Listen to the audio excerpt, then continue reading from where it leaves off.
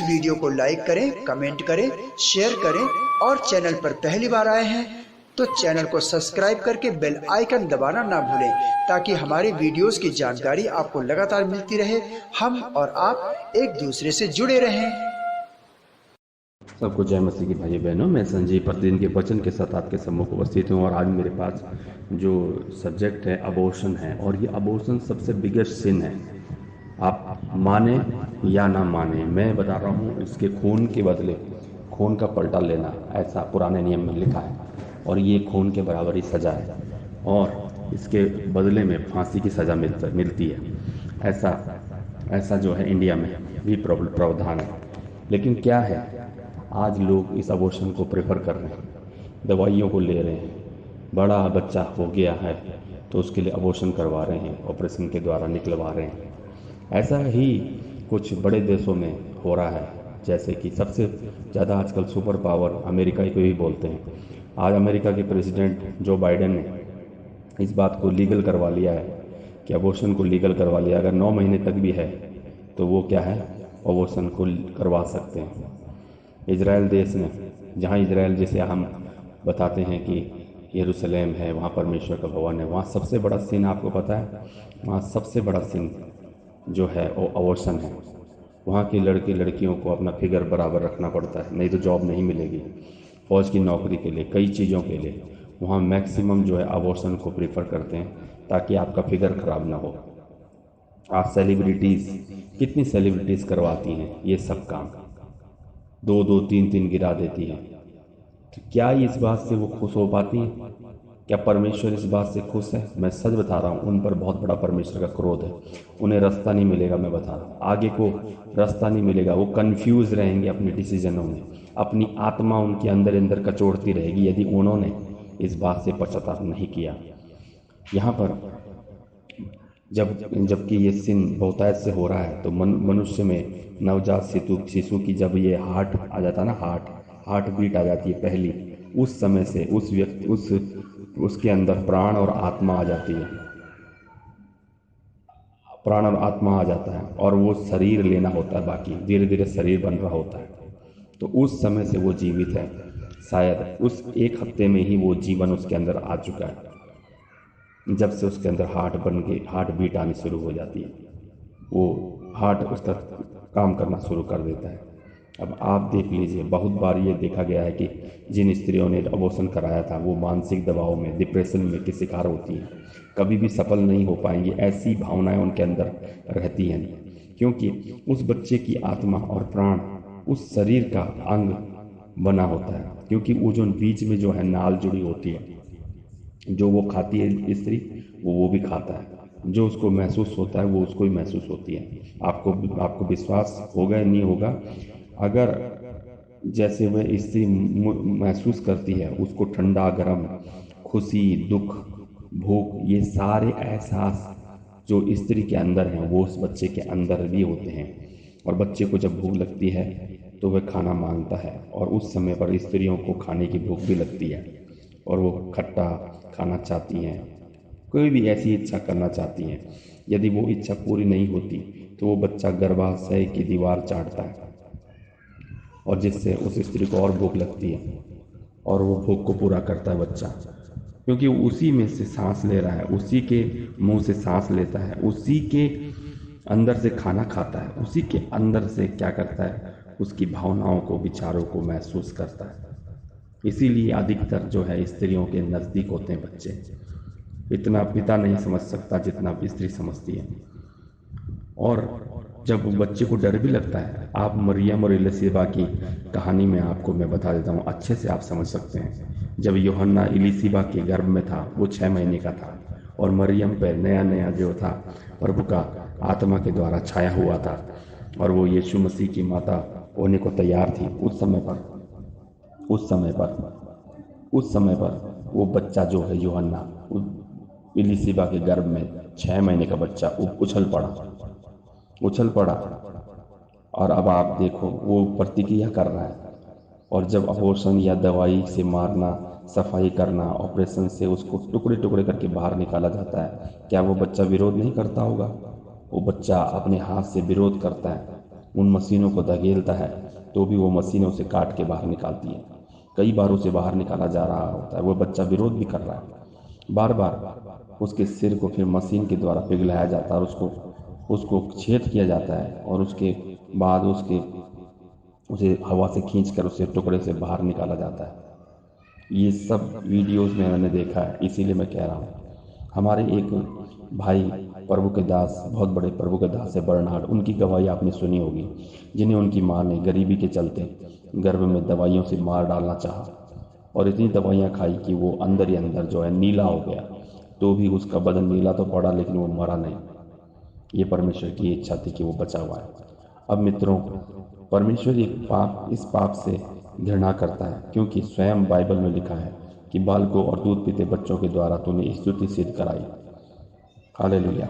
और जब इन छोटे छोटे ये जबकि ये अबॉर्शन को लीगल करा रहे हैं, तो अबॉर्शन को लीगल कराने की पुरजोर कोशिश चल रही है, तो उसके पीछे एक एजेंडा काम कर रहा है। मैं आपको बता दूं, उसके पीछे एक एजेंडा काम करता है जिसका नाम डीपॉपुलेशन है।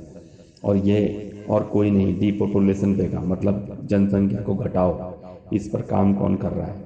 ये इल्यूमिनाटी, शैतान का संगठन, ये सीक्रेट सोसाइटी करवाती है। और ये चाहती है कि जो 6 या 7 अरब जितनी भी जनसंख्या है उसको 1 या 2 अरब में लाना चाहती है। तो यानी 4 से 5 अरब लोगों को मारेंगे या कम करेंगे तभी तो वो होगा।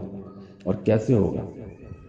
कुछ भूख से होगा, कुछ कोरोना बीमारी से मर रहे हैं, लहरों से मर रहे हैं, आंधी तूफान से तो अलग ही मर रहे हैं। और सबसे बड़ी बात जो मनुष्य की बातें हैं उसमें कोरोना आ गया, भूख आ गया, रेडिएशन, जी हाँ रेडिएशन, 2G 3G 4G अब 5G। आप सोचें बार ये रेडिएशन की बातें हो रही हैं। रेडिएशन से जब परमाणु बम हिरोशिमा और नागासाकी में पड़ा था तो वहाँ आज 50 साल तक भी घास अब 50 साल बाद उगी जापान में, बच्चे गंजे पैदा होते रहे। ये रेडिएशन नहीं है और क्या है? परमाणु बम भी जब फटता है तो रेडिएशन छोड़ता है। और यहाँ पर तो हम 4G 3G इस्तेमाल कर रहे हैं, अब 5G लगाने के लिए बातें चल रही हैं। और इसके विरोध में आज मैं जबकि यहाँ पर अभी देख रहा था टीवी में, तो यहाँ 3 जून 2021 को जूही चावला ने कोर्ट में अपील की है इस रेडिएशन के विरोध में, और उसका मजाक बनाया जा रहा है। आज यही है, जो सच्चाई के साथ में विरोध करेगा उसका मजाक बनाया जाएगा। और इन सब में अबॉर्शन और बच्चे को गिराना, बच्चा ना होने की भावनाएं देना, ये सबसे बड़ा पाप है। ऐसी भावनाएं भी हमारे बीच में डाली जाएगी कि हम बच्चा ना करें। फैमिली ऑल्टर ख़त्म किया जाएगा। जो पति पत्नी बच्चे परिवार होते हैं वो ख़त्म किया जा रहा है। पहले से हमारे अंदर संयुक्त परिवार की बातें ख़त्म हो गई है। एकाकी परिवार, छोटा परिवार, सुखी परिवार, ऐसा करके धीरे धीरे हम जो हैं अब एक बच्चा भी नहीं करना चाहेंगे। क्या ज़रूरत है करने की? लोग और जगह तो जबरन ये काम किया जाएगा, जैसे चाइना जैसे देशों में, वहाँ तो किया भी जाता है, और भी ऐसे जगह हैं। तो अब आप देखिए कि किस प्रकार की फ्रीडम आपको चाहिए। ये सब कुछ और कुछ नहीं है, एक बहुत घृणित काम कराने वाली संस्था करा रही है। ये शैतान है और कुछ नहीं है। और लिखा लिविंग रिलेशनशिप, रह लो बस साथ में। कोई शादी की ज़रूरत नहीं है, कोई टैग लगाने की ज़रूरत नहीं है, कोई मांग बिंदी सिंदूर भरने की ज़रूरत नहीं है, कोई भी दिखावे की ज़रूरत नहीं है। तुम फ्री हो, कुछ भी कर सकते हो, जैसे चाहे रह लो। यही आज उनका वो है। तो जैसे पाप हो रहा है, और इन सब में घिनौना पाप जो है अबॉर्शन है। और अब आप कह रहे हैं, अब आप क्या सोच रहे हैं? अब हम यहाँ कहाँ हैं बताओ? हम कहाँ पर पहुँच गए? सोचना चाहिए। क्योंकि मूसा के समय पर, आपने जब भी पुराना नियम पढ़ा होगा तो मूसा के समय पर कम उम्र के बच्चों को मारा गया। किस चक्कर में? उस समय पर इजरायलियों को विद्रोह न कर दें, उनकी जनसंख्या बढ़ गई थी। ध्यान से सुनना, ये एंटी क्राइस्ट फिरौन के समय पर जब इजराइल की जनसंख्या वहाँ बढ़ गई थी इजरायलियों की मिस्र में, तो उन्होंने क्या कहा कि जितने भी लड़के होंगे उन सबको मारा जाएगा। 1 साल, 2 साल, 3 साल, जिसमें मूसा भी था और उसकी माँ ने मजबूरी में उसको टोकरी में रख कर छोड़ दिया। और वो किस्मत अच्छी थी कि वो राजा के उसी फिरौन राजा की लड़की ने उसे क्या कर दिया, अपने यहाँ पाल लिया। पर हर बच्चे की ऐसी किस्मत कहाँ है। ये ऐसा बड़ा घृणित पाप उस पुराने जमाने में हुआ था, जिसका फल क्या हुआ कि मूसा जो है निकल के आया। अब दूसरे समय पर मैं आपको बताऊं, यीशु मसीह का जब जन्म हुआ था, उस समय पर राजा हेरोदेस ने जब सुना कि यहूदियों का राजा पैदा हो गया, तो उसने 1 साल से जितने नीचे के बच्चे हैं उन सबको मार डाला, मरवा दिया। जबकि उस समय यीशु मसीह मिस्र चले गए, दूसरे देश में चले गए। ये उसके जन्म के समय पर होता है, यीशु मसीह के आगमन के समय पर होता है, कोई प्रॉफिट के आगमन के समय पर आता है। और आज इस युग में ये अंत का समय है भाई बहनों। अब इस समय पर जब हमारे को ऐसे सुनने को खबर आ रही कि 9 महीने के, 1 साल से नीचे 9 महीने के बच्चे को अबॉर्शन करा सकते हैं, तो इससे ज़्यादा और घृणित बात और क्या है। और उसे लीगल करा रहे हैं। कई ऐसी दलीलें दी जा रही है कि ज़रूरी है ऑपरेशन कराना, मजबूरी है। मर्सी किलिंग, कोई तड़प रहा है, मर नहीं पा रहा है, तो उसको दे दो, इंजेक्शन दे के मार दो। ऐसी टीचिंग्स कौन ला रहा है? ये सब शैतान ला रहा है। और कौन ला रहा है? अब हमें जागने की समय आ गया। ये क्या दिखा रहा है? आप सही समझे, अब समय है, अब जागने का समय है, यीशु मसीह के आने का समय है। हर भविष्यवाणी लगभग पूरी हो रही है।